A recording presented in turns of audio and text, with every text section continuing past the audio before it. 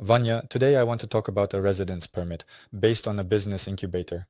Tell me, in general, what kind of residence permit is this? What is behind it? Let's immediately explain to people what this is, because many, upon hearing the term business incubator, refer to the most common definition. But actually, it's not.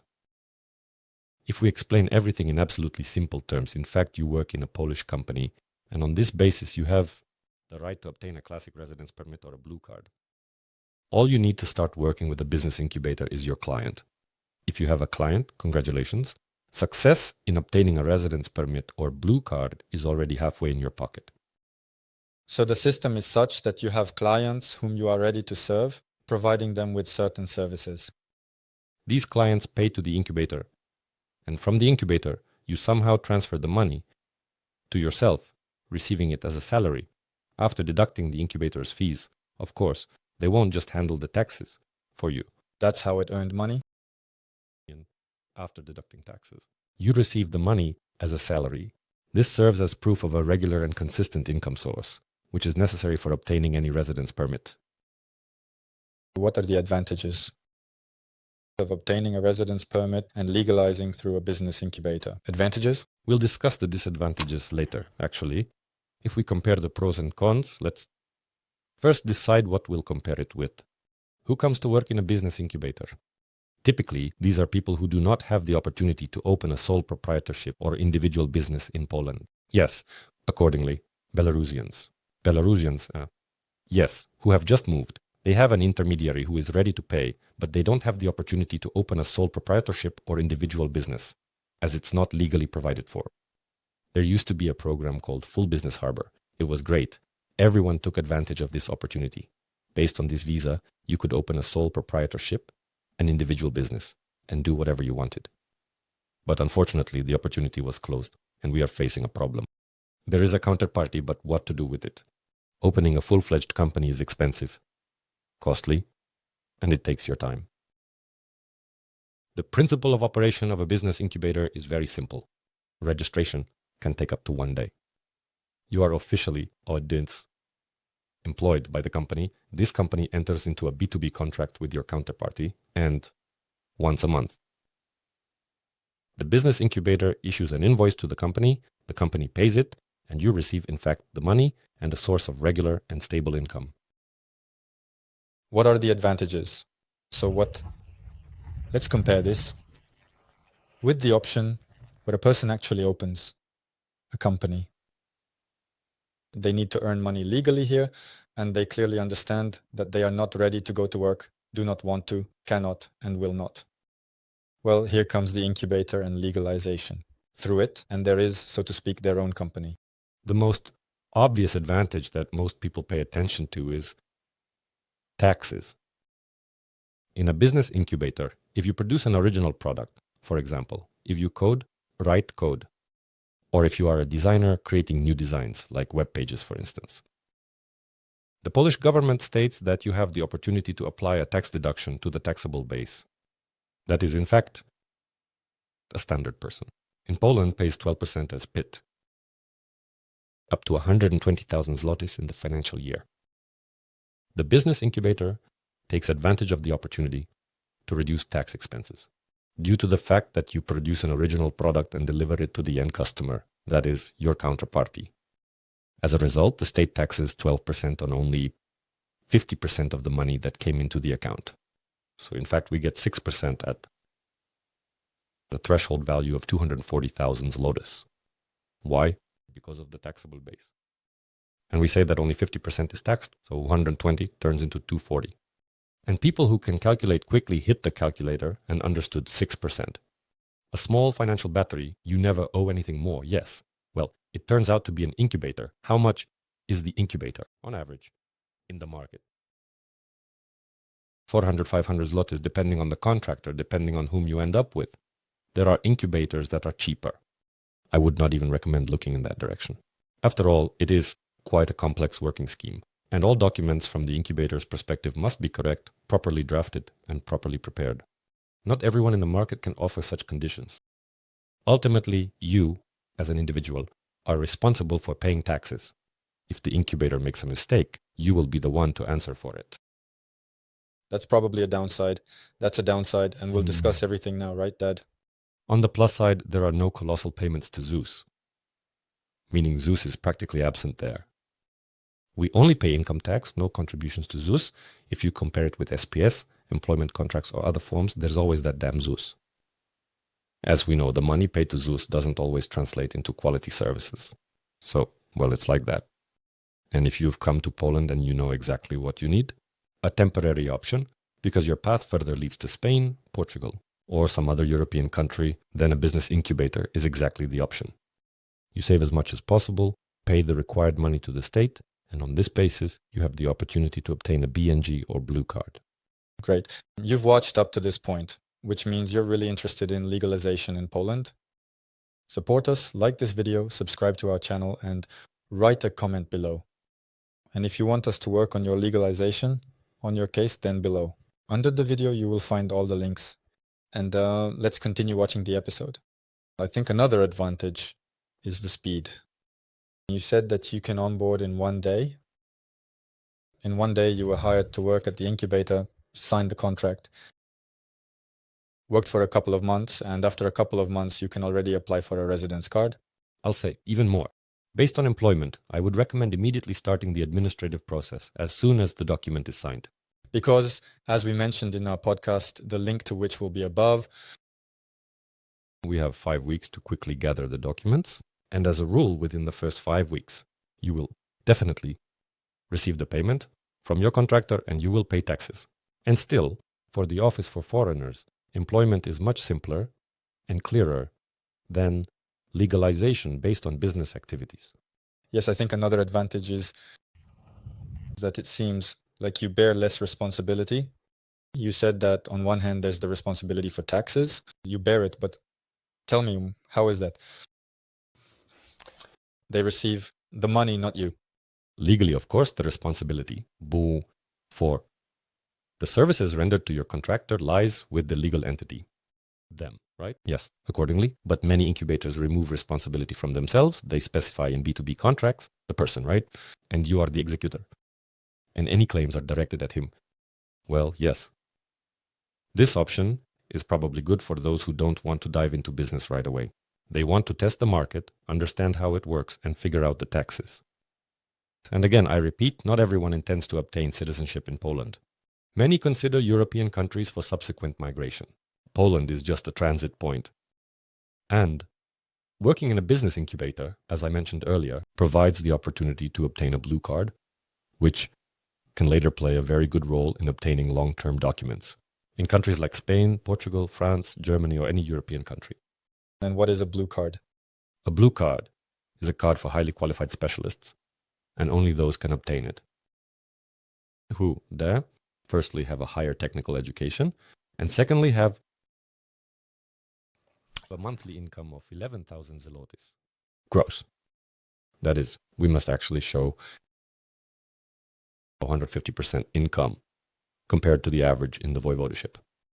In order to be eligible for obtaining a blue card, in addition to this, either education or verified work experience over the last 5 years, confirming that you are indeed a qualified specialist, specifically in the position you are employed in. Okay, the downsides. The downsides of obtaining legalization through a business incubator. Well, look, we considered the absence of Zeus as a plus, but I also see it as a minus. Yes. Why? Because Zeus applies not only to you as the applicant. You have the option to include your family in it. For those who have children, the absence of Zeus equals the global financial burden because children get sick. No matter how you look at it, you will have to turn to public medical institutions. Without Zeus, you won't have this opportunity on a free basis. In addition to this, you become a hostage to the business incubator. Oh, really? Tell me more. Your residence permit is tied to a specific employer. Changing the business incubator, for example, if you found... So it's a work-based residence permit, right? Yes.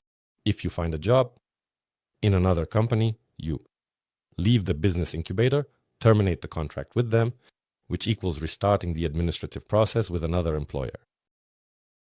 Many foreigners are very afraid of this, and many incubators take full advantage of this, and many incubators may not even let their proteges, their contractors, go, scaring them by saying, guys, now you have to jump into this again. The process of obtaining a residence permit based on employment. And this actually stops many people. What are the other downsides? As for the downsides, I'll say this, talking with Nikolai, our friend, regarding real estate, we encountered the issue of obtaining financial support from the state on favorable terms. Between getting a mortgage and obtaining a mortgage, including the contract that is signed between you and the business incubator, it's a matter of division. It is signed in one day and can be terminated in one day as well. For all financial institutions, this is the most unsecured type of contract. You will get a mortgage, no doubt, but you will get it considering the risks that this contract entails. Therefore, if you are considering long-term living in Poland, obtaining a mortgage, or other financial instruments, then perhaps the incubator is not quite your option. In other words, roughly speaking, the money you withdraw through the incubator is valued less by the bank, and therefore the credit rate, the mortgage rate, you will either have a higher rate or they will give you a loan for a smaller amount. The issue is not the money, it's the risks. So how does this actually look to the bank? You seem to have a steady income, but your contract can be terminated with you, even tomorrow. Yes. How does the bank handle risk? Try to terminate it. Well, yes, but I mean, how does the bank cover this risk for itself? By raising the interest rate or by reducing the loan amount they give you? What happens next with subsequent legalization? Let's look a bit ahead, 3, 5, 6, 8 years into the future. Is it true that if you work through a business incubator more, normally, pay taxes? Yes, there's a 6% scheme. But then when you apply for a resident card, after living in Poland for 5 years, you can apply for a resident card. You might face some questions. They might not give you a resident card. Actually, anyone can face questions. But the criteria do influence. Yet if you consider straightforwardly working with a business incubator and legalization based on the business incubator, you go from there. For residency, there shouldn't be any major issues as long as you fulfill the legal requirements of the state and, importantly, have a steady income for the last 3 years. I just heard that they nitpick about ZUS, that they will be very particular about ZUS. But in reality, the law doesn't state that you must work necessarily on an employment contract. It states that you must have a source of regular and stable income. You have it by having a civil law contract. Yes. Okay. How do you step by step obtain a residence card? Yes, a residence permit based on the incubator. Let's go through such key milestones. The first thing you need to do is, of course, schedule a personal appointment at the Office for Foreigners. This is done. Thanks to knowing when to schedule during which time slots, if you don't want to do it yourself, you simply hand it over to those who will do it for you. For example, to you. For example, to us. Secondly, naturally, gather the entire set of documents. And there are nuances here, which you will definitely ask about a little later. After submission, as we mentioned earlier, it usually takes 3 to 4 months to make a decision on your administrative process, and as a rule, 3.5 to 5 months to receive the documents in hand. That is, more or less the duration of the administrative process and the time spent on its implementation are approximately the same, somewhere between 7 to 9 months in the Masovian voivodeship. Naturally, in other cities, the situation regarding timelines can be completely different. Well, most likely in a positive direction. Yes. As a rule, all the documents necessary for legalization are gathered, namely, if you are working in a business incubator, well, as a rule, you should have a long-term contract. It is advisable to sign it immediately for 3 years. Business incubators do this. They understand why it is necessary. Secondly, you should have medical insurance, and here's the nuance. We are saying that in a business incubator, it is not available. And it's important for you to understand that in Poland there is medical insurance and there is a medical subscription.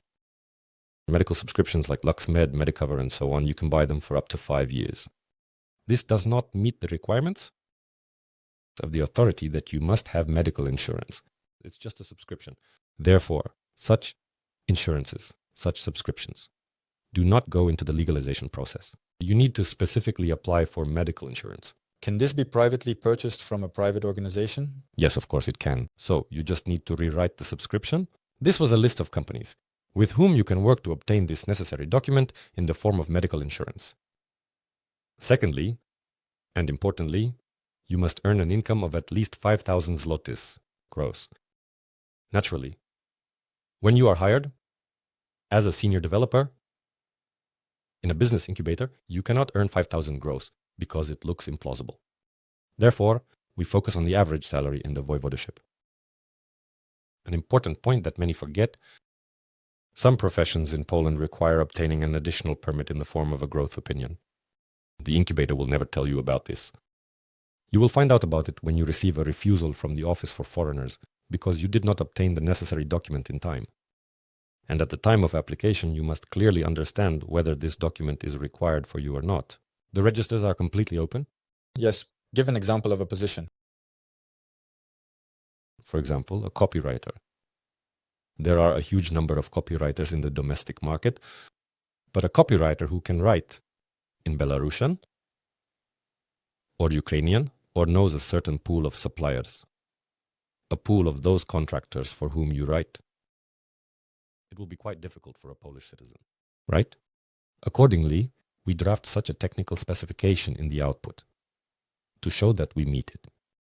But here is a very important point, again, not to get carried away with this specification because you really have to meet it later. There have been cases when people got so involved in writing this specification just to fit this opinion, the elder. And the elder gave the decision saying, sorry, but you don't fit either. Overplayed. Thank you for watching this video. I believe it was useful for you, and if so, support us by liking this video and subscribing to our channel. Below the video, there is a comment section. Ask your questions, discuss the episode, and we will be happy to answer your questions.